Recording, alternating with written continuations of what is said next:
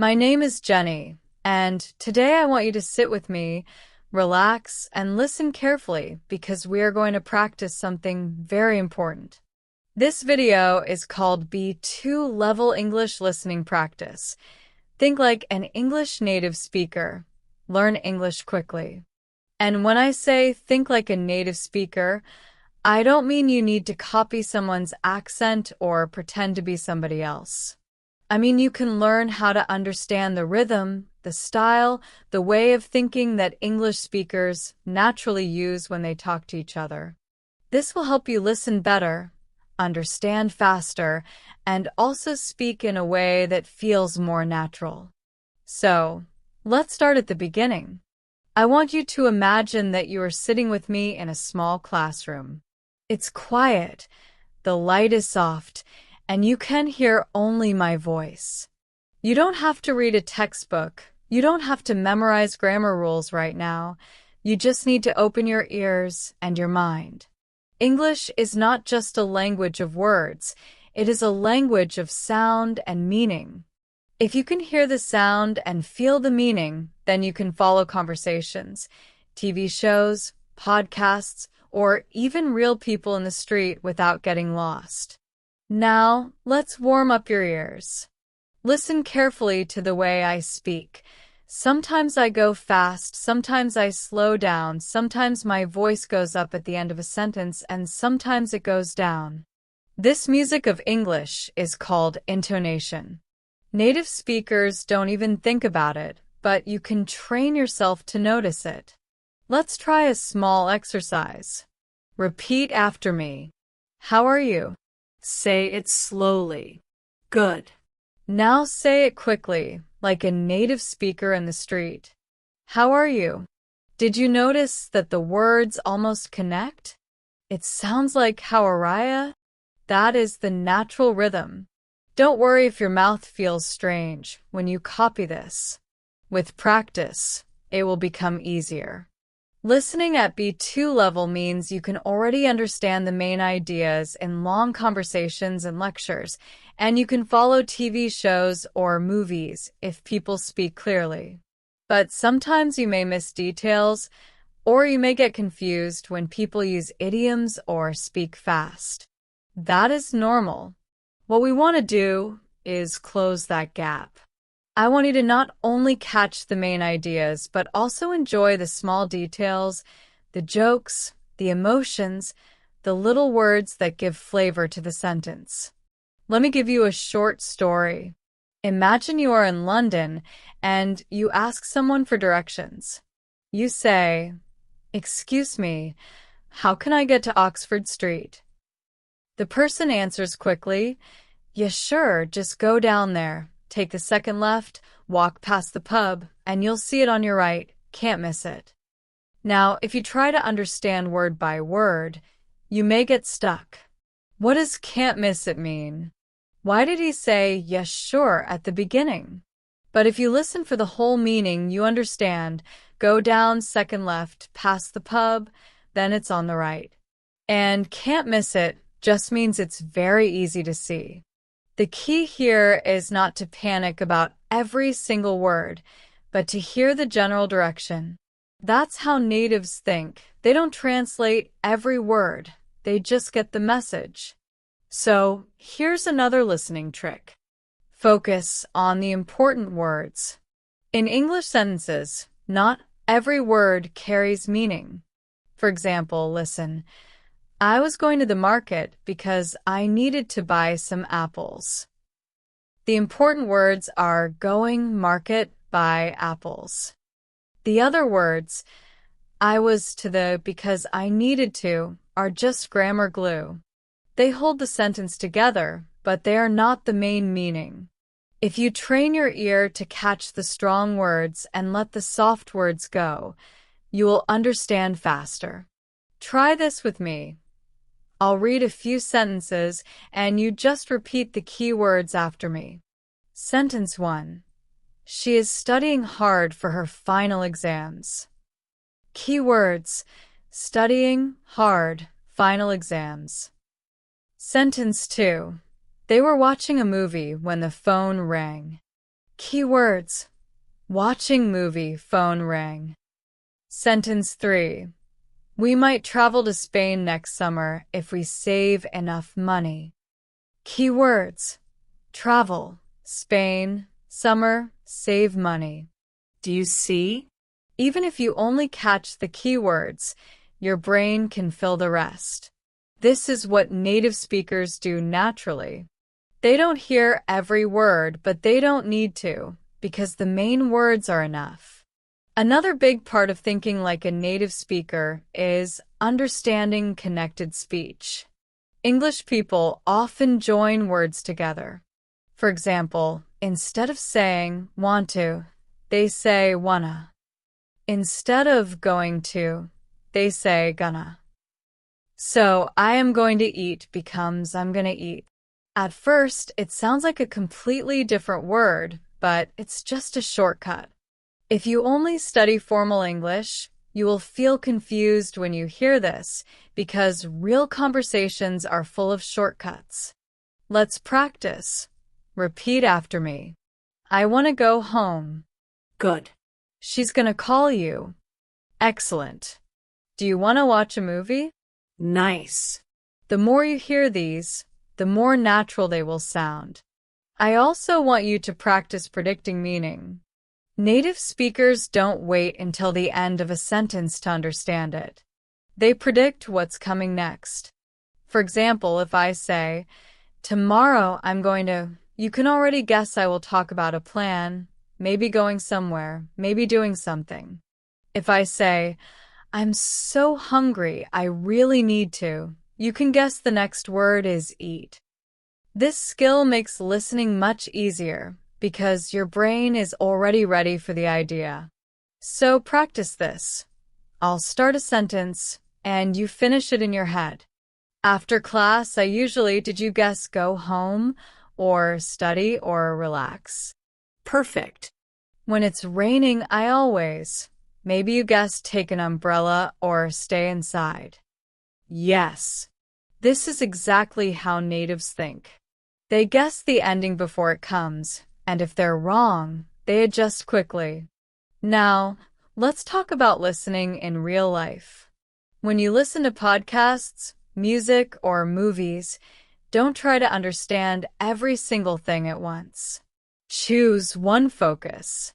Maybe focus on new words, or maybe focus on pronunciation, or maybe just enjoy the story. If you try to do everything, you will feel stressed. But if you choose one focus, you will improve faster. For example, today your focus can be notice connected speech. Tomorrow your focus can be catch keywords. Another day your focus can be learn one new idiom. Step by step, you will get better. Speaking of idioms, let's practice a few common ones. If someone says, it's not my cup of tea, they don't mean tea. They mean it's not something I like. For example, I don't really like horror movies. They're not my cup of tea. Repeat after me. Not my cup of tea. Good. Another one. Break the ice. This means to start a conversation in a friendly way. For example, at the party, I told a joke to break the ice. Repeat. Break the ice. Very good. Another one. Piece of cake. This means something is very easy. The exam was a piece of cake. Repeat. Piece of cake. Excellent. These idioms are small, but they make you sound natural and they help you understand natives because people use them all the time. Let me give you a listening challenge. I'll tell you a short story, and your job is to understand the main idea, not every word. Ready? Listen. Last weekend, I went hiking with some friends. We started early in the morning because the weather was hot. The path was steep and we got tired quickly, but the view from the top was amazing. After we came down, we ate lunch in a small restaurant near the mountain. It was a perfect day. Now stop and ask yourself, what is the main idea? You probably caught weekend, hiking, friends, morning, tired, view, lunch, perfect day. That's enough. Even if you missed words like steep or amazing, you still understood the story. That's the key. The more you listen like this, the more natural it becomes. Remember, babies learn language not by studying grammar, but by listening again and again. You can do the same. Listen every day, even if you don't understand everything. Your brain is smart. It will slowly connect the sounds and the meanings. Trust the process. So now that you are warmed up, let's go deeper together. Listening at the B2 level is not only about hearing sounds, it's about entering into the mind of an English speaker. I want you to picture how a native speaker listens when somebody is talking. They don't panic if they miss one word. They don't stop and translate in their head. They just keep flowing with the rhythm of the sentence. You can train yourself to do the same. Let's imagine you are watching a movie in English. At first, maybe you think, I don't understand, they speak too fast. But if you relax and let the words wash over you, soon you notice that your ears are catching more than you thought. Suddenly you hear a familiar phrase. You hear, I don't know, or let's go, or what are you doing? And you smile because it makes sense. These little victories build your confidence. You don't need to understand every detail to enjoy the story. You only need the main thread, the main feeling. Once you catch that, you can follow the rest. When you practice listening, it helps to imagine that you are part of the conversation. Don't just listen like an outsider. Pretend you are one of the people in the story. For example, if you hear two friends talking about dinner, imagine yourself sitting with them at the table. If they say, I'm starving, let's order pizza. Picture the pizza arriving and smell it in your mind. This kind of active imagination makes your brain connect faster to the words. It's not only about sound, it's about creating a picture.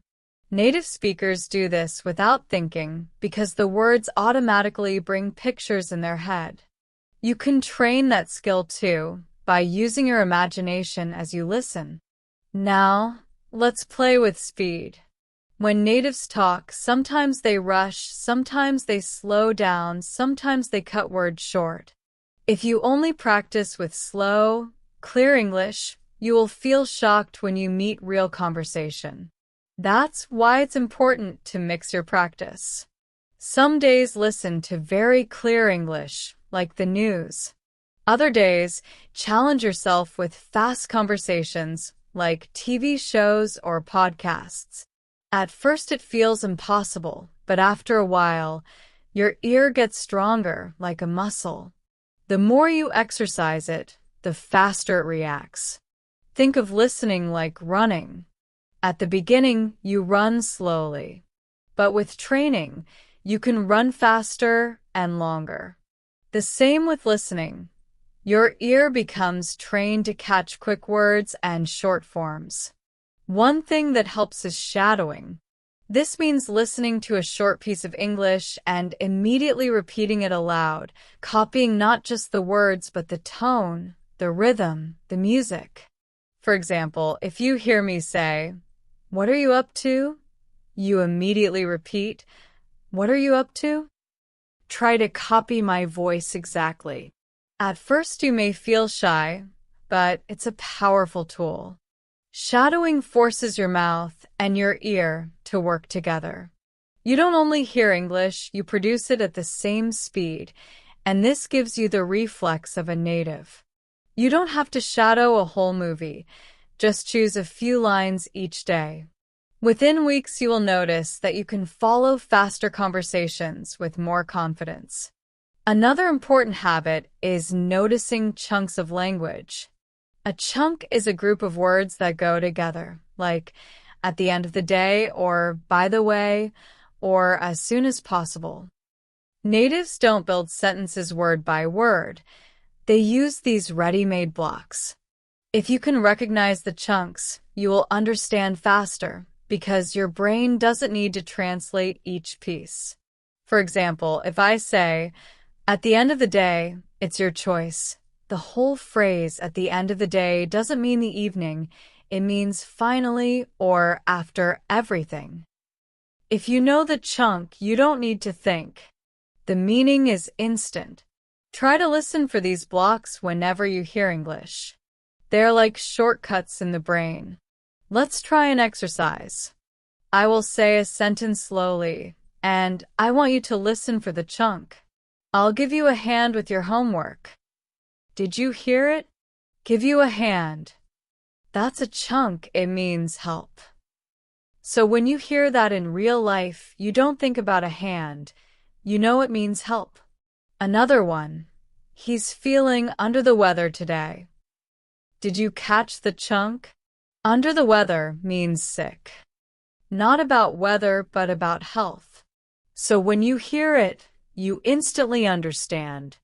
The more chunks you learn, the easier listening becomes, because your brain connects directly to meaning, not word by word. Now, let's talk about accents.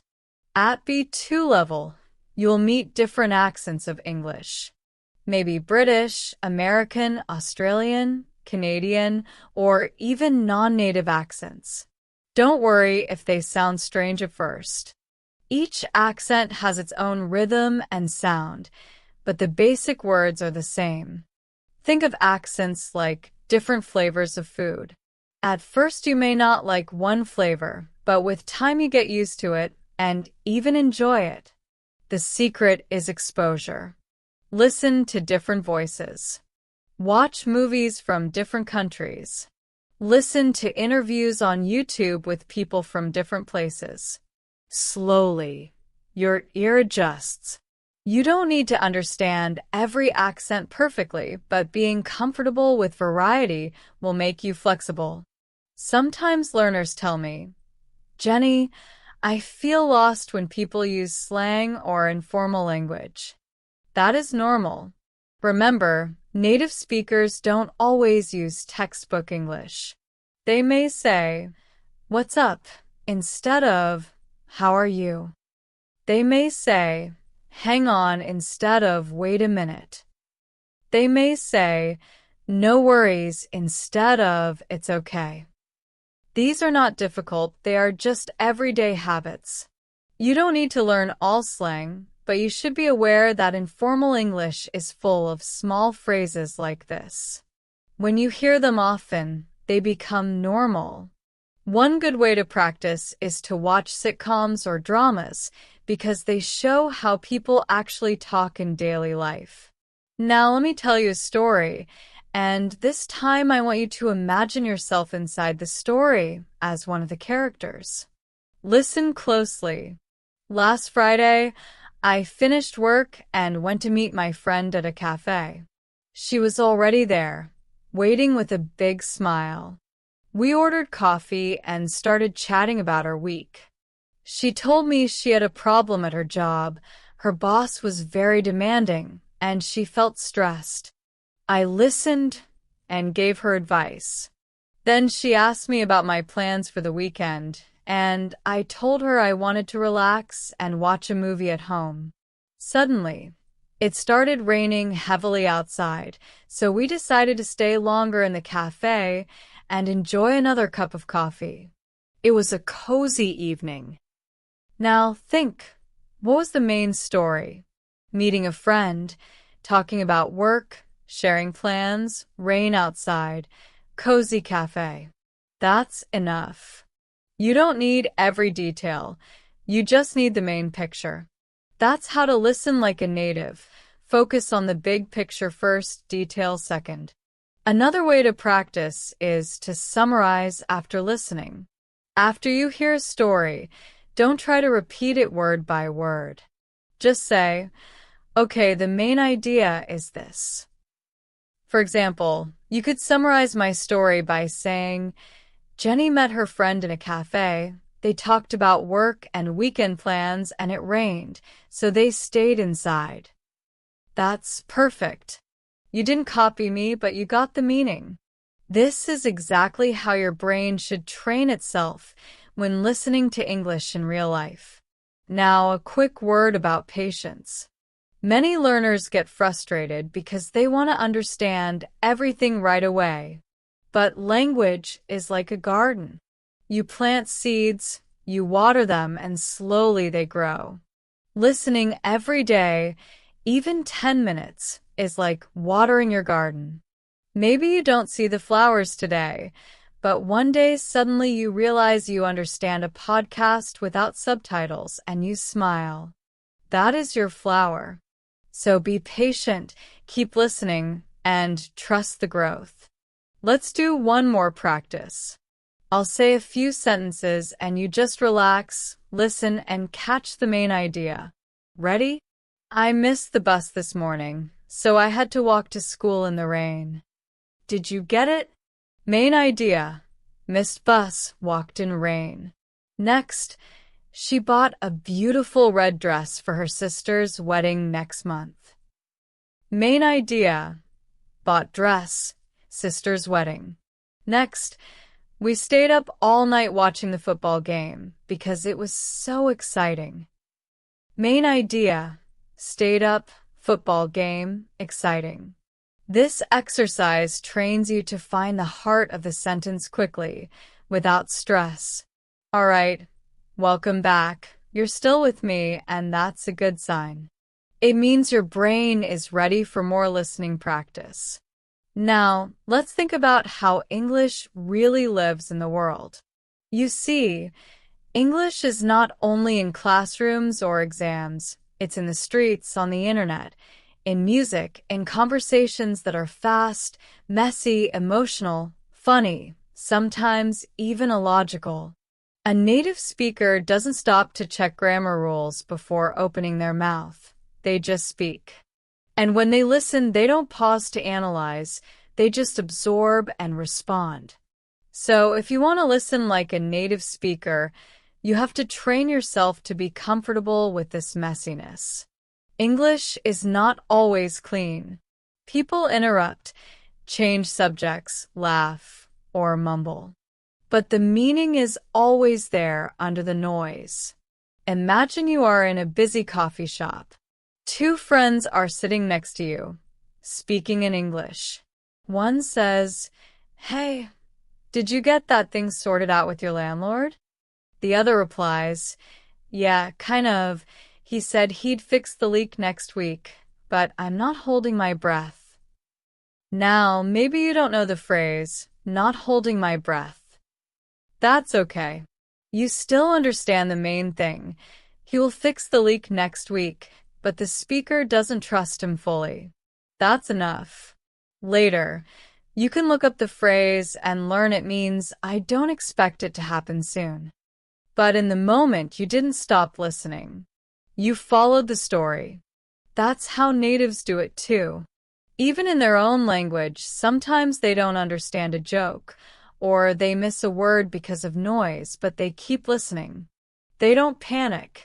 So, I want you to practice the same. When you hear something new or strange, don't freeze. Just keep going, keep listening, and focus on what you do understand. Your brain is like a puzzle solver. It fills the missing pieces if you give it enough context. Trust it. Another tool I want you to use is echoing. This is a little different from shadowing. Shadowing is repeating exactly what you hear, quickly. Echoing is listening, then repeating the sentence in your own words, more slowly. For example, I say, "I can't believe how expensive this city is." You echo, "She thinks the city is very expensive." You didn't copy me word for word, but you captured the meaning. This exercise makes you an active listener. You don't just hear sounds, you process them and show you understood. Try it with me. I'll say something, you pause and echo in your own words. Ready? I stayed up late last night finishing my project. Did you say something like, she went to bed late because of her project? Perfect. Next one. My phone battery died while I was on the train. You might echo, her phone stopped working on the train. Excellent. This exercise will build your confidence to handle real listening situations. Now, let's talk about emotions in listening. Words are not everything. Tone of voice carries half the meaning. When a friend says, I'm fine, but their voice is flat and low, maybe they are not really fine. If they say, I'm fine, with energy, then they really are fine. Listening like a native means listening to the music behind the words. English uses stress and intonation to show emotion. Try to notice if the voice goes up, down, fast, or slow. Sometimes the emotion tells you more than the words. Here's a quick example. Imagine someone says, yeah, great.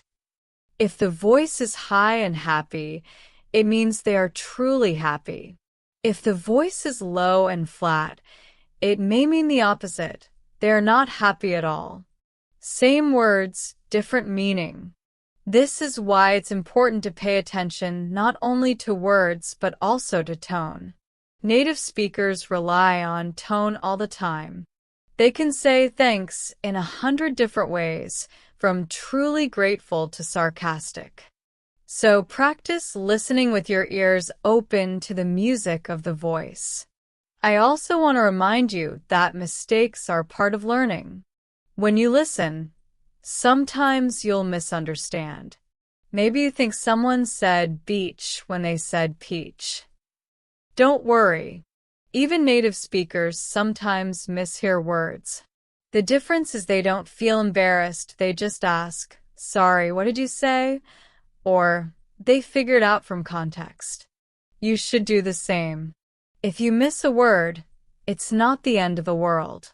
Listening is about connection, not perfection. Let me tell you a story to show you this point. A few years ago, one of my students was traveling in New York. He went to a small diner for breakfast. The waitress came and said quickly, "How'd I like your eggs?" He froze.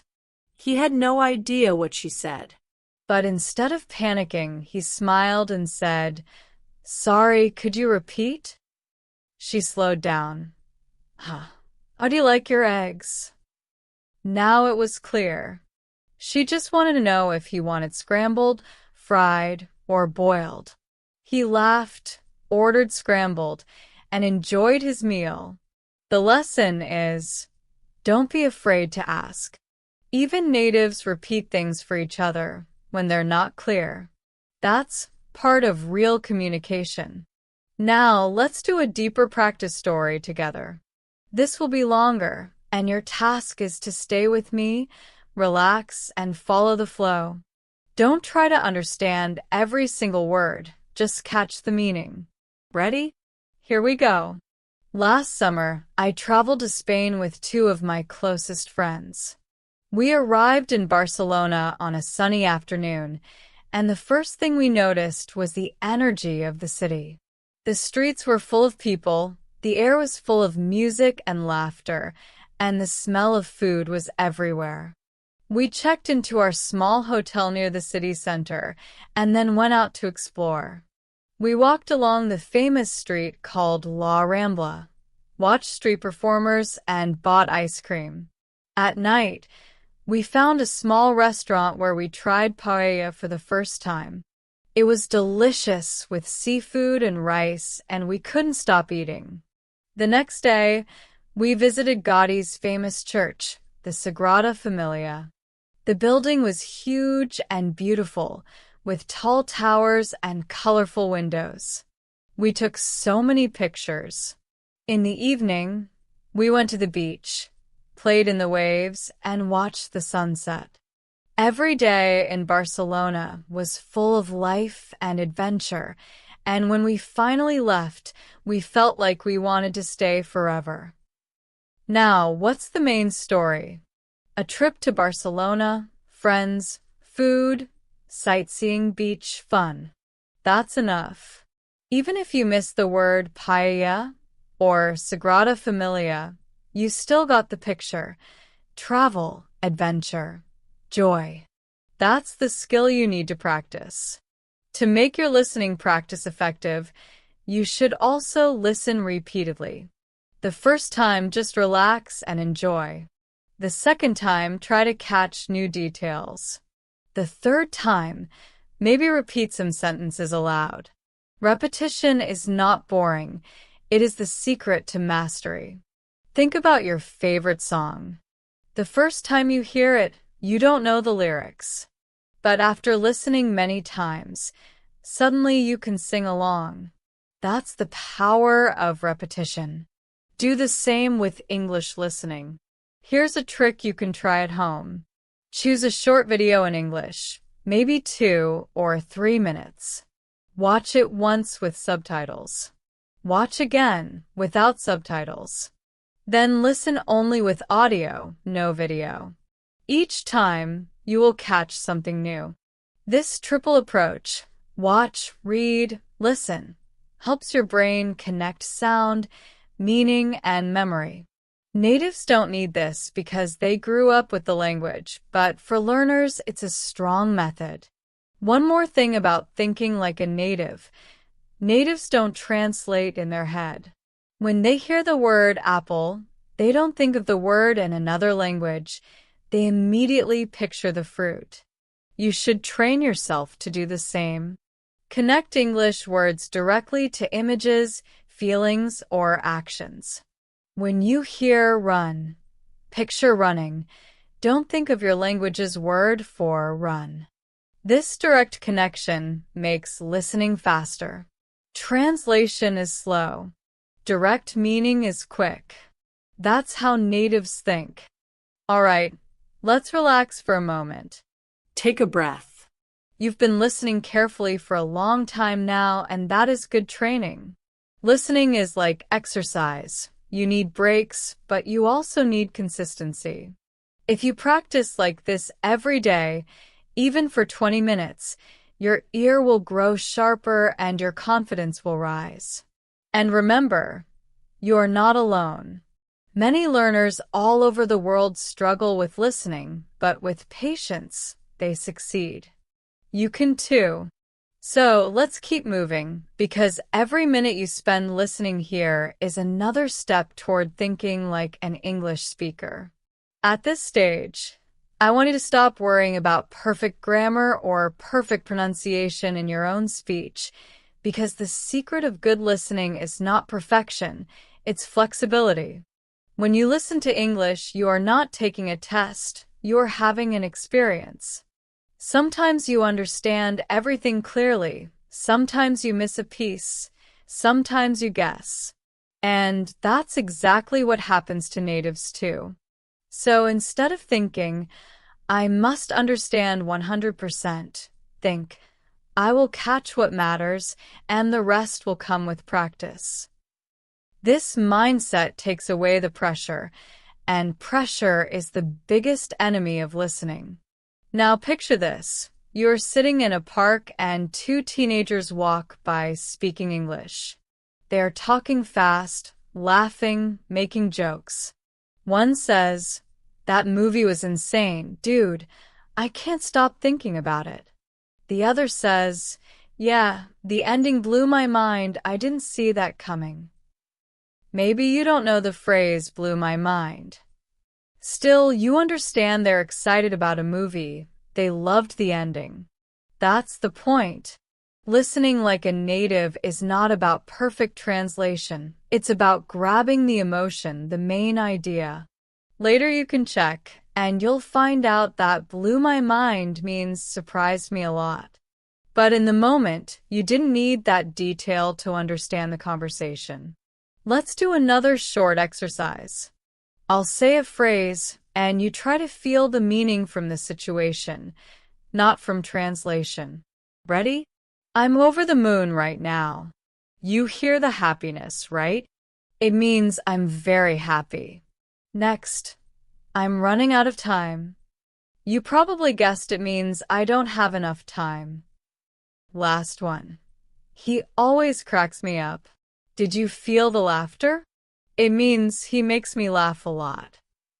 See, your brain is smarter than you think. With enough exposure, you don't need to translate. You just feel it. Something else that matters is noticing the small connecting words natives use all the time. Words like, like, well, actually. These are called fillers, and they don't carry heavy meaning, but they make speech sound natural. For example, someone might say, well, I was really tired yesterday, so I didn't go out. If you ignore the fillers, the main sentence is, I was tired yesterday, so I didn't go out. But the fillers give rhythm and time for thinking. Don't get stuck on them. Just let them pass through your ear. Now, one more key to thinking like a native. Practice active listening. This means you don't sit like a stone, waiting for words to hit your ear. You lean forward with your attention. You react, you nod, you smile, you say little responses like, uh-huh, right, I see. Natives do this constantly. It keeps the conversation alive. So if you want to train your ear, also train your body. When you listen, show with your face or voice that you are following. Even if you practice alone, try nodding or saying, I see, when you understand. It makes you more engaged, and your brain learns faster. Let me tell you about one of my students who improved her listening dramatically. She used to listen passively, headphones on, but mind somewhere else. She said, I listen to English podcasts every day, but I don't improve. I asked her, do you really listen, or do you just hear noise while cooking or scrolling your phone? She laughed and admitted it was background noise. I told her to listen actively, to sit down, focus only on the podcast, take notes, repeat sentences. Within 1 month, she noticed a big difference. She said, now I can follow conversations at work without asking people to repeat. So the lesson is, listening practice works best when you are present, not distracted. All right, time for another story. This time, a story with a few idioms and natural expressions, so you can test your listening. Listen carefully. Last weekend, my cousin invited me to a barbecue at his place. I wasn't sure if I wanted to go, because I had a lot on my plate, but in the end, I decided to drop by. When I arrived, everyone was in the backyard, the grill was hot, and the smell of food was amazing. My cousin was flipping burgers and joking around, and the kids were running all over the place. I started talking with an old friend I hadn't seen in years, and we caught up on everything. We laughed, we shared stories, and time just flew by. By the end of the night, I was really glad I had come because it was exactly what I needed to unwind. Now, maybe you notice some idioms. A lot on my plate means very busy. Drop by means visit quickly. Catch up means update each other. Time flew by means time passed quickly. And unwind means relax. Even if you didn't know them all, did you get the main idea? A fun barbecue, reconnecting with friends, feeling relaxed. That's enough. I want you to practice this skill every day. Focus on the story, not the dictionary. Imagine language as a painting. Don't stand too close to count every brush stroke. Step back and see the whole picture. That's how listening should feel. Now let's practice with questions. I'll ask you a few questions about my story, and you answer in your head. Don't worry if your sentences aren't perfect. Just think of the idea. First question, where did the barbecue happen? Did you say at his cousin's place? Correct. Second, why didn't I want to go at first? Because I was busy, right? Third, what did I do when I met an old friend? We caught up, shared stories. Perfect. See, you understood the main things without needing every word. Something else that makes listening easier is rhythm. English is a stress-timed language. That means not all words take the same time. The important words are stressed, the less important ones shrink. For example, I went to the store to buy some milk. The stressed words are went store, buy milk. The other words are faster and softer. If you only focus on hearing stressed words, you'll still understand. This is why natives sometimes sound fast. It's because they reduce the small words. But if you train your ear to catch the stressed ones, you'll never be lost. Let's try it together. Repeat after me, but focus on the stressed words. She's going to the airport tomorrow morning. Stressed words. Going airport tomorrow morning. Next, they're planning a big party for her birthday. Stressed words. Planning, big party, birthday. Notice how the rhythm is like music. English is full of this beat, and once you hear the beat, listening feels easier. Another tip is to use real-life practice. Don't wait for a classroom to train your ear. Put English in your daily life. Change your phone language to English. Listen to English songs while cooking. Watch a short YouTube video every morning. The more you surround yourself with it, the faster you'll adapt. Remember, babies don't sit in class, they live in the language all day. You can do the same by filling your environment with English. And remember, mistakes in listening are normal. Sometimes you'll think someone said ship when they said sheep. Sometimes you'll laugh at the wrong moment because you misunderstood. That's okay. Every mistake is a step toward learning. Don't be shy about it. In fact, you can even tell people, I'm practicing my English listening, so please speak naturally. Most people will be happy to help. Let's finish this part with a short relaxation listening. Close your eyes if you want, and just listen to the picture I paint. Imagine you are walking in a quiet forest. The sun is shining through the leaves, and you hear birds singing in the distance. The air is fresh, and you feel calm as you walk slowly along the path. Suddenly, you see a small river. The water is clear, and you hear it flowing gently. You sit down near the river, close your eyes, and just listen to the sound of water and birds. You feel peaceful. Did you notice how easy it was to follow? That's because I used simple, clear words, but also because your imagination was active. This shows that listening is not only about ears, it's about the whole body and mind working together. Okay, my friend, you've come this far, which means your ears are stronger already. By now, you've probably noticed something interesting. The more you listen, the less you focus on single words, and the more you catch ideas.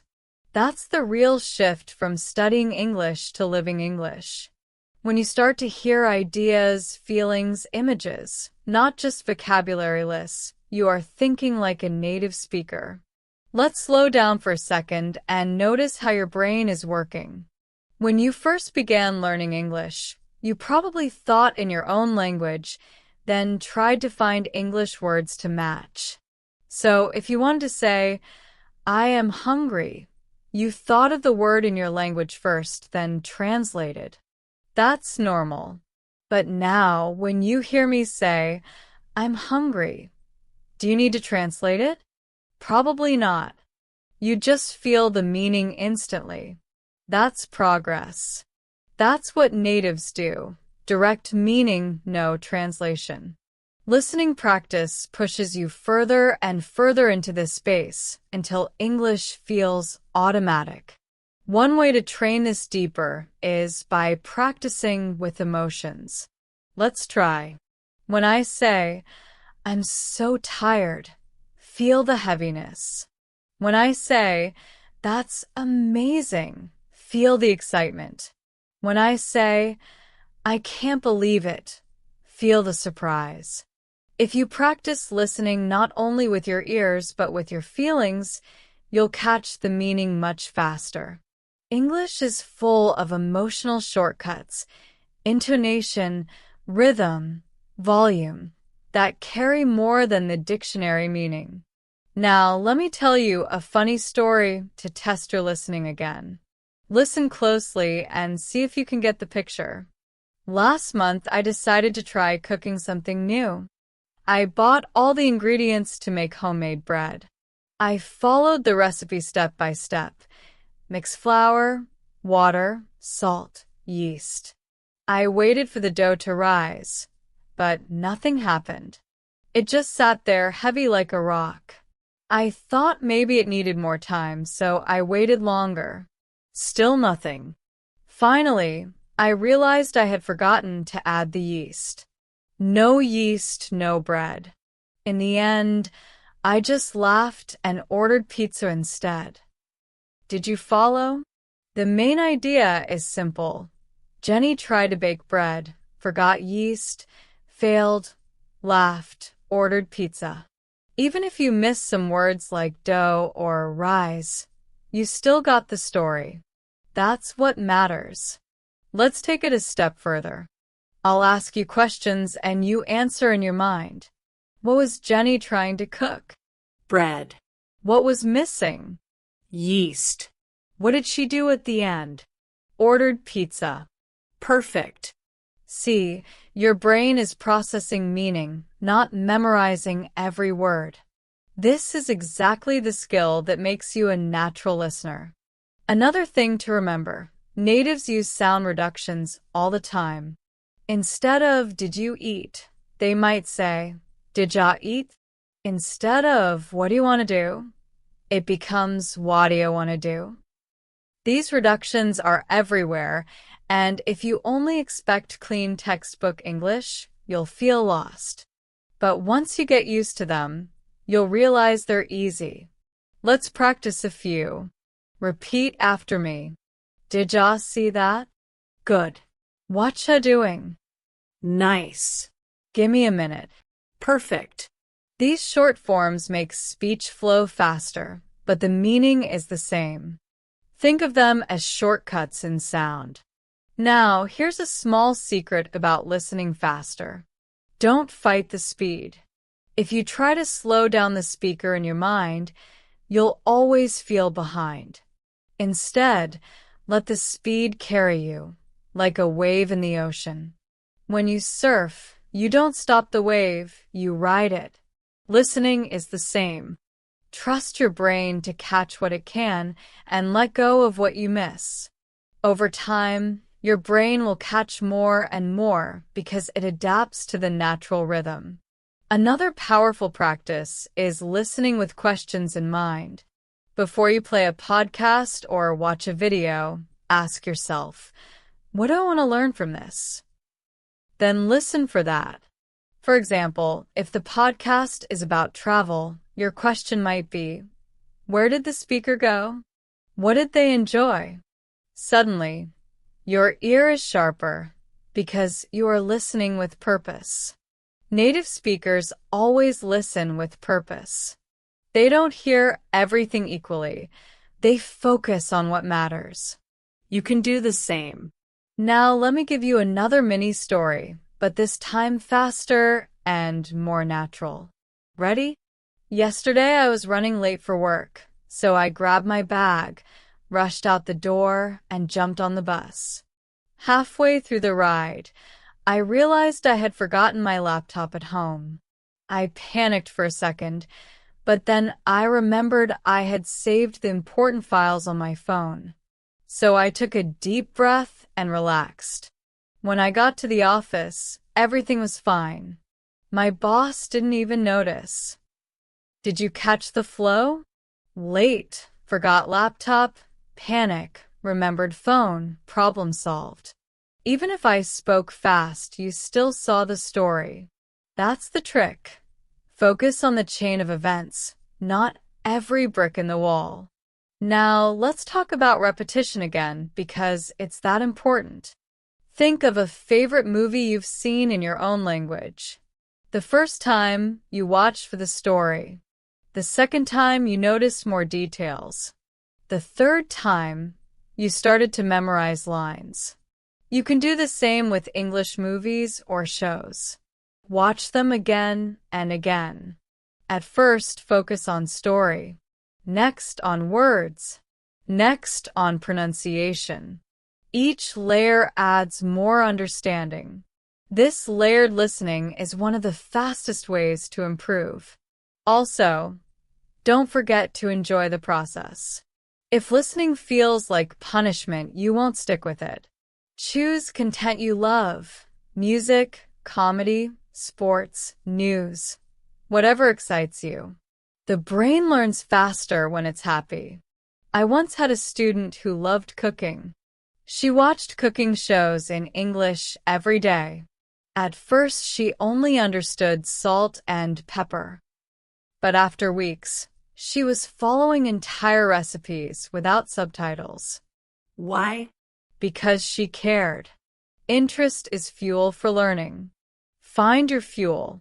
To finish this part, I'll take you on another little listening journey. Close your eyes if you like. You wake up in a small village. The sun is rising, and the streets are quiet. You walk to a market where vendors are setting up their stalls. You hear the sound of people greeting each other, the clinking of coins, the rustle of vegetables being placed on tables. You stop at a bakery. The smell of fresh bread fills the air. You buy a warm loaf, take a bite, and smile. The day feels simple, calm, and full of possibilities. Did you feel it? That's the power of listening with imagination. You don't just hear sounds, you live inside the story. That's what will make your English listening natural and alive. So here we are at the final part of this long listening practice. If you've stayed with me this far, that already proves something important. You have the patience and focus to train your ears like a native speaker. Remember, listening is not something that changes overnight. It's like learning to play a musical instrument. At first, your fingers move slowly, and the sound is rough, but with daily practice, the music starts to flow. English listening works the same way. By now, you've heard me tell you again and again to focus on ideas, not single words. That's because this is the key difference between learners and natives. A learner tries to collect every single word like coins on the floor. A native looks up, listens to the whole story, and doesn't worry if one coin is missing. The value is in the full picture, not the single piece. So if you take only one lesson from today, let it be this. Stop chasing words, start catching ideas. Let's put this into action one more time with a longer listening challenge. Ready? Listen carefully. No need to stop or rewind. Just follow along. 2 weeks ago, my friend Sarah invited me to join her on a weekend trip to the countryside. At first, I hesitated because I had work to do, but she insisted it would be good for me to take a break. So we packed our bags and took a train early Saturday morning. The ride was peaceful, with green fields rolling past the window. When we arrived, the air smelled fresh and clean, so different from the city. We stayed in a small guest house run by a kind older couple. They welcomed us with tea and cookies, and it felt like home immediately. That afternoon, we went for a long walk in the forest, where we found a hidden waterfall. We sat by the water, listening to the sound, talking about our dreams, and laughing about silly memories. On Sunday, we rented bicycles and rode around the village, stopping at farms to buy fruit and cheese. By the time we returned to the city, I felt like a new person, relaxed, refreshed, ready for the week ahead. Now, without worrying about every detail, what's the main story? Sarah and I took a countryside trip, stayed in a guest house, enjoyed nature, came back refreshed. That's it. Simple, clear, natural. If you want to practice deeper, pause after such a story and tell it back in your own words. It doesn't need to be perfect. Just say, they went to the countryside, stayed with kind people, saw a waterfall, and came back happy. That's enough. This practice is powerful because it forces your brain to focus on meaning. Now, let's deal with another challenge: fast group conversations. Maybe you've been in a situation where several English speakers are talking at once, interrupting each other, laughing, making jokes. You feel lost because you can't catch everything. That's normal. Even natives sometimes miss things in group chats.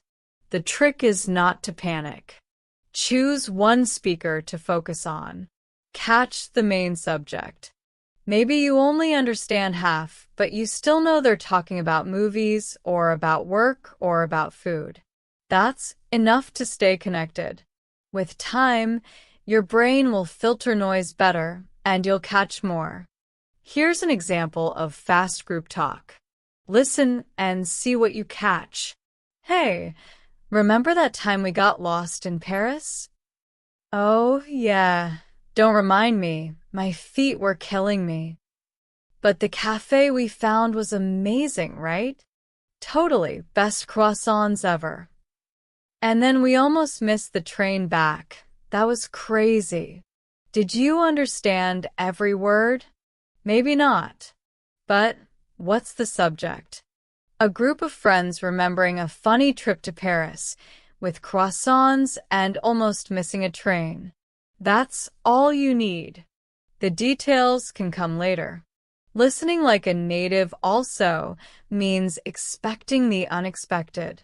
In real conversations, people change subjects suddenly.